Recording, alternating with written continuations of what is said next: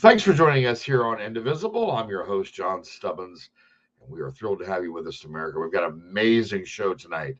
Tom Homan, President Trump's ICE director, is my guest. We're going to get right to it here after the commercial break. This is the show we put God, family, and country first, and we will always, always tell you the truth no matter what. We'll be right back after a quick commercial break. Hey, TarHeelSynthetics.com. We're at AMSOIL Convention in Duluth, Minnesota. I think we're in Superior now because we crossed the... So we are here with Tiffany Stone. Hi, Tiffany. Hi, guys. How are you doing? Tell us about your vehicle and what you do. This is a 18JL. I kind of go rock crawling, motorsports host. If you've seen King of the Hammers, the Min 400, a bunch of different live streams, this is what I do. So I built this as a vehicle that I can go explore. Has 109,000 miles. It's only been trailered twice. What's really neat about this is you can drive to a trailhead, air down, do the trail, air back up, and head on your way. So this has done Hurricane, Big Bear, a lot of Moab, Pritchett Canyon, so anybody who knows that. And severe gear right here is probably the best thing. So I live in the desert now, and then I used to live in Michigan, and it's being able to use different climates. This is the perfect thing for you. Yeah, because Michigan, freezing cold. Yep. And now the desert, you get, 120-degree weather now. Yeah, I left it was about 112. So that's the perfect thing. Love it. It's a great thing. So make sure you guys check this out. So what's your favorite product from AMSOIL? That's the severe gear? Severe gear. So make sure if you go to Tar Heel Synthetics, Roger will hook you guys up. Thanks, guys. So one more question. Yeah. Why AMSOIL? Why AMSOIL? And because if you want to have the best, you want to run with the best, and I want to run with the best. Thank you, Tiffany. No problem. Hunter Nation is the ultimate we the people in the conservation community, holding our elected employees accountable to the hunting, fishing, trapping, freedom lifestyle that has brought wildlife back to the healthiest and most thriving condition in our lifetime. HunterNation.org is the epicenter for freedom and wildlife conservation in America. I am Hunter Nation. I'm with Tom Homan here. Tom, it's great to see you. Unfortunately, we've got a lot of stuff to cover, so not being the bearer of bad news, but the bearer of good news in the way that Jesus was able to intervene. What happened with President Trump, the attempt on his life? Quick question. I wanted to find out your opinion on it. Do you think that it was a setup, number one? No, I don't think it's a setup. I think some people failed at their job. I think the president's detail, his personal detail, are patriots. I know most of those guys by first name because I'm with the president an awful lot. And they performed miraculously. I mean, they got across that stage. They got up the stairs, across that stage in 2 seconds. Sure. And, got over the president. And they did a great job. And a lot of people are questioning, they shouldn't have took off the stage faster. Well, I tell people, you don't know what's going on. Well, sure. The president did exactly he was trained to get behind the podium because there's a lot of security features behind that thing. And, when you get four grown men jumping on you, he probably had the wind knocked out of him first. Oh, sure. He wasn't ready to get up. And second of all, they're all wearing earpieces. They're all in communication. And you don't know, the instant commander could have told them, stay down. We're scanning for other shooters, making sure the other shooter's down. So, I think when it was time to get up, he got up. And I think the president performed greatly too, because not only did he get down behind the podium, but what he did afterwards when he stood up and shake his fist, raise his fist up, and absolutely and fight. That was a great moment. It showed he's a warrior because despite just being shot and not knowing if any other bullets were coming, he stood up, moved the Secret Service agent aside a little bit, and let the American people know, number one, I'm okay, and number two, we're going to continue to fight. This isn't. It was a great moment, wasn't it? So I think the Secret Service did a great job. Now, someone failed. To get a guy with a rifle on rooftops, that's a fail. Well, see, my point was, it wasn't what happened on stage so much. By the way, what happened on stage was a total God tap, because President Trump, he was kind of swiveling his head back and forth, obviously addressing the crowd. What happened there? Was it a local failure, you think? No, I think the investigation will bear that out. I do think it needs to be an independent investigation, not done by the FBI, not done by the Secret Service, special congressional committee that can ask the right questions and subpoena evidence. I just hate to say it's an inside job because the men in law enforcement in my life, 30 years, are stone cold patriots. But there's a fail there. So There's a fail. we need to find out where that is and hold that person accountable. Absolutely. And what upsets me about the director of the Secret Service, I mean, she should have been on national TV that day reassuring the American people that President Trump's going to be safe and they're going to do everything they can to protect him, and at least addressing this issue rather than just hiding out. So I've lost confidence in her.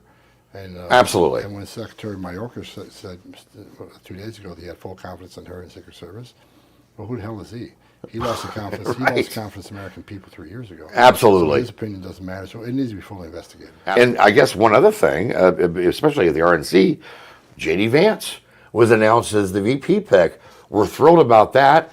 How do you feel about J.D.? I mean, the guy, you know about his book, Hillbilly Elegy. This guy, he is a salt of the earth. I mean, he really worked hard to come up to get where he is. It was a great choice. Really great choice. He's a great example. Anybody can do anything in this country. They put a mind to it. He's very successful, come from a very poor background. I like him just because he's a strong border guy, and I'm a border guy. I spent, almost 35 years on border issues. And out of all first of all, President Trump had a lot of great choices. I don't think any of them would have been a bad choice. But J.D. Vance, I think, had a strong immigration stance, just the same as President Trump. I think as a border guy, I think he got the best guy.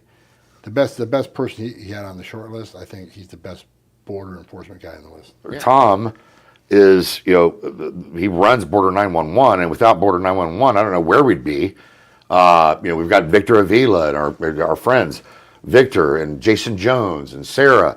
But Tom, you've come so far with Border 911. You know how strongly we support it and promote it and talk about it and ad nauseum. And the American people, they don't seem to wake up sometimes initially, but I think lately they're really starting to catch on a little bit because families inside the border, inside the continental United States, are starting to be affected by that. So, once President Trump gets reelected, how fast can we start the deportations? Immediately, day one? Well, of course, day one, there's over 1 million illegal aliens already with final orders of removal. I mean, they're easy, right? They've already been adjudicated by the federal courts. They've been ordered to move. Those go first. Those go. They'll go first, but the prioritization would be the same as Trump's first administration. Criminals and national security threats are always going to be priority, not just because of who they are and the dangers they pose to this country. But under the next Trump administration, no one's off the table. If you're in the country illegally, you better be worried. If you're in the country illegally, you better be looking over your shoulder because it's not okay to enter this country illegally.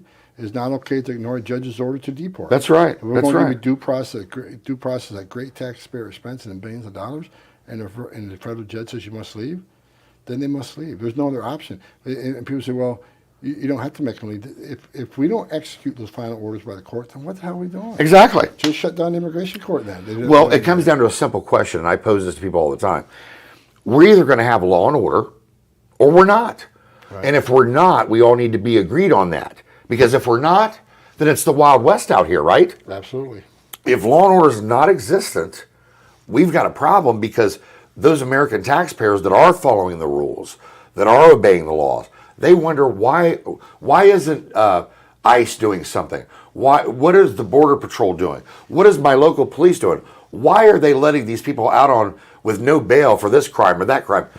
It's just not about illegal immigration anymore, right? When you cause a crisis this big that pulls a majority of green uniforms off the line to do this humanitarian crisis, the cartels create gaps. They decide who comes across, where they cross, and what they cross. So they'll send a big group of family units to one area, knowing that whatever's left on the border, which isn't a lot because borders are so overwhelmed with the processing, that they pull agents off the line, and that's when they move the fentanyl that kills Americans. That's when they move other drugs that kill Americans. That's when they're going to sex traffic women and children in that area. That's when they're going to move no-inspected terrorists through that area because there's no enforcement presence, because this immigration, historic illegal immigration, humanitarian crisis has overwhelmed the Border Patrol, so we have less officers on patrol doing their national security duty. This is I've said for the last 3 years, this border, historic illegal immigration crisis on the border is the biggest national security failure, biggest national security vulnerability I've seen in my lifetime. I agree. I agree with you, Tom. Like HR 2, I had a hand in that. HR 2 would have worked. And why am I confident about that? Because most of it's Trump's policies. We proved it worked. Absolutely. So, Is it something we can implement day one? absolutely. Okay, so Chip Roy's bill could Yeah. get another And, look you here. know, when they came up with this ridiculous Senate bipartisan bill, first of all, I can't believe one senator or congressman has even signed on that bill. It's a terrible bill. But why would we negotiate against known success? HR 2 was successful. The data proves it, not my opinion. So why would we negotiate against known success to come up with some bill that says 5,000 a day is okay? Because they Yeah, want it to 5,000. burn, Tom. So- They want it to burn. These Well, I think President Trump's the right guy to come in. We need a leader, a strong leader that's going to put America first and get rid of all this other crap you're seeing out there right now. And he's the guy to do it. Look, President Trump is one, he's one badass president. I worked for him personally. I've been in the We Oval love Office. him. I've been in the Oval Office many times. If you call it a president of another country, and basically it's telling me you fix your stuff, or I'll fix it for you. I mean, he put America first, and like the Remain in Mexico program, Mexico didn't want to do it.